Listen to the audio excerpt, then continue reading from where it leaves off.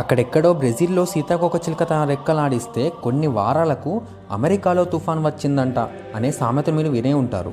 అయితే ఈ సామెత ఇప్పుడు ఎందుకు వచ్చింది? ఇరాన్ వర్సెస్ ఇజ్రాయెల్ గురించే కదా అని అనుకుంటూ ఉంటారు కదా.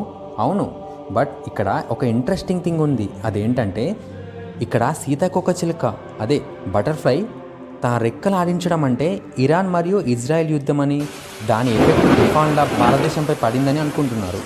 కానీ అది అస్సలు కాదు. ఇక్కడ సీతాకోకచిలుక రెక్కలు ఆడించడం అనే సెంటెన్స్కి స్ట్రెయిట్స్ ఆఫ్ హార్మరూజ్ అనే ఒక ఇంపార్టెంట్ ఆయిల్ రూట్ ఉంది, అది సూట్ అవుతుంది. అయితే అది ఎలా మన భారతీయుడి జేబు చిల్లు పెడుతుంది అనే ప్రశ్నకు సమాధానం మనం వెతకబోతున్నాం.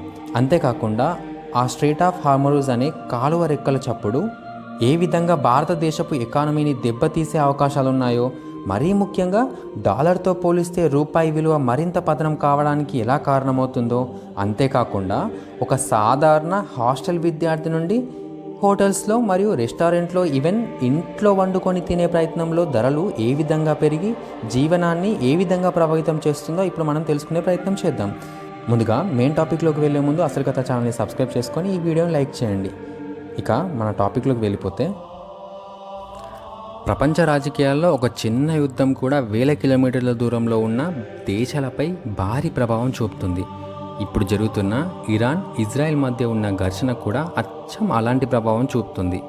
ఈ యుద్ధం మధ్య ప్రాచ్యంలో జరుగుతున్నప్పటికీ, అంటే మిడిల్ ఈస్టర్న్లో జరుగుతున్నప్పటికీ, దాని ప్రభావం నేరుగా ఇండియన్ ప్రజల జేబులపై పడే అవకాశం ఉంది. అది ఎలా అంటే, మనం వాడే petrol, diesel, LPG gas cylinder ధరలు పెరగవచ్చు. అంతేకాదు భారతదేశ ఆర్థిక వ్యవస్థపైన కూడా ఇది పెద్ద ప్రభావం చూపుతుంది. ఇది ఎలా జరుగుతుందనేది ఇప్పుడు పూర్తిగా అర్థం చేసుకుందాం. మొదటగా ఒక ముఖ్యమైన విషయం తెలుసుకోవాలి. భారతదేశం తనకు అవసరమైన క్రూడ్ ఆయిల్లో సుమారు 85 నుండి 90% విదేశాల నుండి దిగుమతి చేసుకుంటుంది. అంటే మన దేశంలో వినియోగించే ఆయిల్ ఎక్కువ భాగం బయట దేశాల నుండి వస్తుంది. ఇక్కడే అసలు సమస్య మొదలవుతుంది. ప్రపంచంలో అత్యంత ముఖ్యమైన ఆయిల్ రూట్లో ఒకటి స్ట్రెయిట్ ఆఫ్ హార్మరూజ్. ఈ చిన్న సముద్ర మార్గం ద్వారా ప్రపంచంలోని సుమారు 20% క్రూడ్ ఆయిల్ ట్రాన్స్పోర్ట్ అవుతుంది.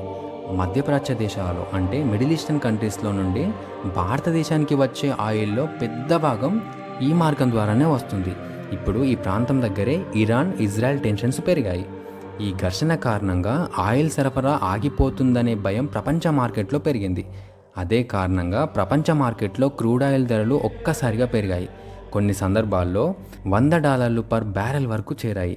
అయితే ఇక్కడ ఇంపార్టెంట్ ప్రశ్న ఏంటంటే, ప్రపంచ మార్కెట్లో ఆయిల్ ధరలు పెరిగితే భారతదేశంలో సాధారణ ప్రజలకు ఏమవుతుంది?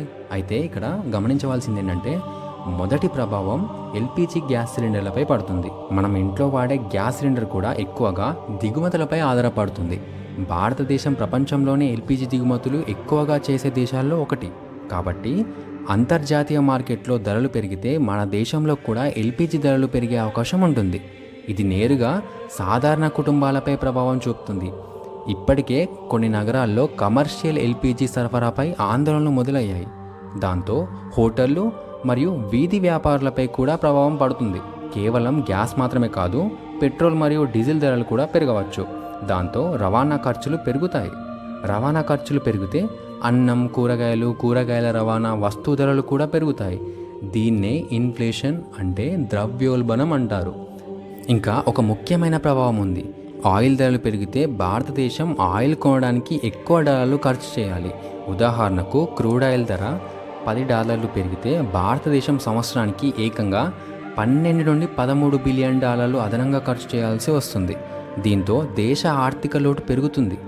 అంతేకాదు రూపాయి విలువ కూడా పడిపోవచ్చు.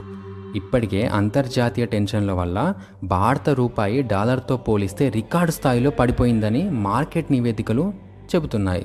రూపాయి విలువ తగ్గితే ఇంపోర్ట్ చేసే వస్తువుల ధరలు ఇంకా పెరుగుతాయి. అంటే చివరికి మళ్ళీ భారం సాధారణ ప్రజలపై పడుతుందన్న విషయాన్ని మీరు గమనించాలి. మరొక పెద్ద ప్రభావం స్టాక్ మార్కెట్లపై పడుతుంది. యుద్ధాలు జరిగే సమయంలో పెట్టుబడిదారులు భయపడుతూ ఉంటారు. దాంతో మార్కెట్లు పడిపోవచ్చు. ఇండస్ట్రీలు కూడా ప్రభావితం అవుతాయి. టైర్లు, పెయింట్స్, కెమికల్స్, ప్లాస్టిక్స్ వంటి పరిశ్రమలు కూడా ఆయిల్ మీదే ఆధారపడి ఉంటాయి. కాబట్టి ఆయిల్ ధరలు పెరిగితే వాటికి తయారీ ఖర్చు కూడా పెరుగుతుంది. ఇది కంపెనీల లాభాలను తగ్గించవచ్చు. అంతిమంగా దేశ ఆర్థిక వృద్ధి కూడా తగ్గే అవకాశం ఉంది. ఆర్థిక నిపుణుల ప్రకారం క్రూడ్ ఆయిల్ ధరలు $10 పెరిగితే భారతదేశ జీడిపి వృద్ధి సుమారు ఏకంగా 0.3% తగ్గే అవకాశం ఉందని చెబుతున్నారు. ఇది చిన్న సంఖ్యలా కనిపించినప్పటికీ దేశ స్థాయిలో ఇది చాలా పెద్ద ప్రభావం చూపుతుంది.